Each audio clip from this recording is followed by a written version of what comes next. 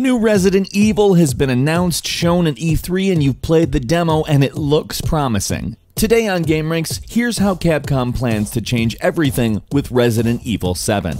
Producer Masachika Kawada had this to say about Resident Evil 7. I'm going to try to use my history with the series to bring out the horror feeling in this title. I want to bring a new kind of horror to players. And that's a good thing too, because Kawada is one of the people who's worked the longest on the franchise and has been around since Resident Evil 3. Director Koshi Nakanishi poses the question, how do we get people playing today to experience the same kind of fear they felt in 1996 with the first game? How do we bring that up to date and bring that emotion back? I want to note really quick that it's very interesting that one of the biggest changes is how focused on horror the people who are in charge of this game are. They seem to really care about making a scary game, and not just a quote-unquote zombie shooter, which some of the recent Resident Evils have, well, kind of been. This renewed focus on the scary elements of the game is definitely a welcome tone coming from the heads of the project. And if you've played or seen the demo, you can tell that it's very visibly different from the previous Resident Evil games. First off, it's in first person.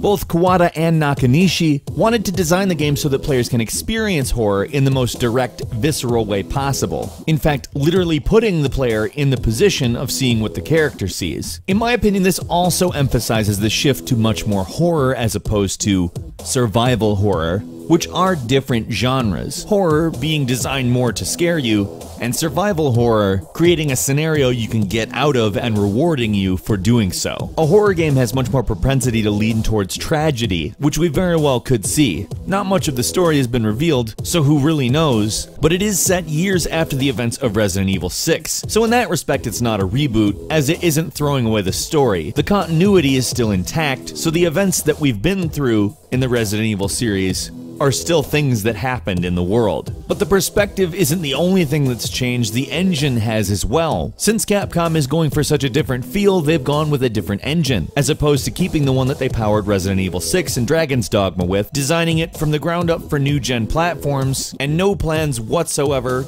to port the game to previous platform. That's a nice thing to know for everybody who knows how hindered games can be when the weakest link in the chain is an old console. Now, while it will lean a lot more on horror, it's probably going to contain survival horror elements, and it intends to evoke more of the appearance of Resident Evil 1 through 3 as opposed to the games that came after. The demo essentially functions as a prologue for the full game, but won't be a part of the full game itself. It's more intended to be a tonal preview, and I have to note that ever since Silent Hills PT happened, we've been hoping somebody would make a damn game that plays like this. Konami obviously canceled Silent Hills, and various spiritual successors were being built on a few different engines from Unity to Unreal, and all of those projects got canceled as well. And I think the one that hurt the most was probably Allison Road, which went the way of the dodo not long ago. It seems like a lot of the projects that have been attempting to make this first-person, immersive horror game just never come to fruition, but it seems to me like Capcom decided maybe this is an opportunity. Resident Evil hasn't been looked at super favorably in recent years, and people really want this type of game. The gameplay of avoiding monsters and solving puzzles harkens to the PT trailer just a little bit, and it seems as though that itch is finally going to get scratched. The protagonist of Resident Evil 7 is an entirely new character, and not one that is quote-unquote a comic book superhero like Chris Redfield. We don't have a character name or character look, and whoever you play as in the demo is not the person that you're going to be playing as in the full game, but they promise that the person is more of a powerless, ordinary person, stuck in an extraordinary situation. We've already seen more in the way of supernatural elements in the demo than we've really ever seen in Resident Evil. There was a ghost, for instance,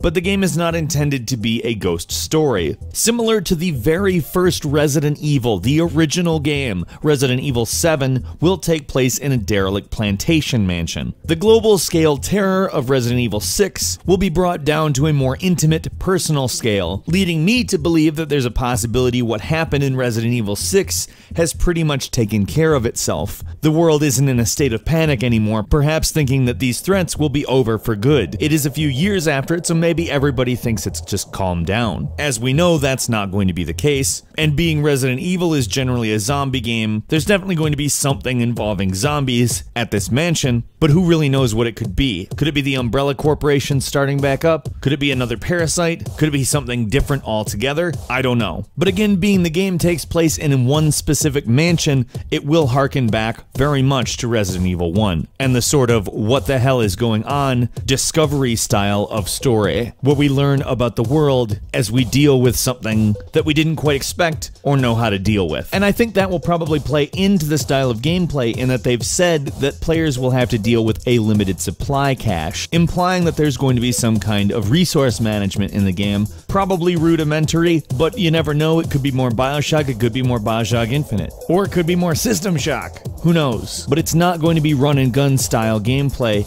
that harkens to the Call of Duty series. Instead, will call for much more calculated measures as you progress through the game. The hardest difficulty level will not be available immediately, except for people who've pre-ordered the game, and for some people that will matter, some people it won't. I personally prefer having to unlock the difficulty levels, but there are also a lot of people who really just like to feel completely helpless and dunk themselves into a situation that they can't possibly ever get out of. Another big development for some people is that the game will support PSVR entirely. The game will be completely the same in content, but will be designed to be comfortable and immersive for PSVR when in that mode. The developers went on to say, and I'm sure this is probably some kind of a joke, that they are not responsible if anything happens to you if you find it too scary, and they probably don't think anything's going to happen to anybody, but I have a feeling the game's going to be pretty scary. Nakanishi had this to say, in the 20-year history of Resident Evil, you know the key pillars of the game are fear and horror, exploration and environment, puzzle-solving elements, resource management, and combat against enemies. Those things are all in the game, but horror and exploration were focused on in the demo because they really wanted to show those two pillars up front. All of the other elements will be in the full game, but the demo was just there essentially to focus on horror, and it did a phenomenal job at that. Really, it got me excited for Resident Evil in a way that I have not been in a very long time, and seems as though it's probably going to be the refresher to the series that it is desperately needed for basically a decade. It also provides a game for all of us people who are excited for something like Silent Hills to finally happen. This one's actually going to happen. There's a lot of money invested, Sony themselves are invested, there isn't an irresponsible developer, well, at least arguably so. Capcom is nowhere on the level of Konami regardless of what anyone says, but all signs point to good. I'm optimistic about this game and I can't wait to play it. The demo got me stoked, as well as utterly terrified. It was legitimately scary in a way Resident Evil just hasn't been since Resident Evil 3.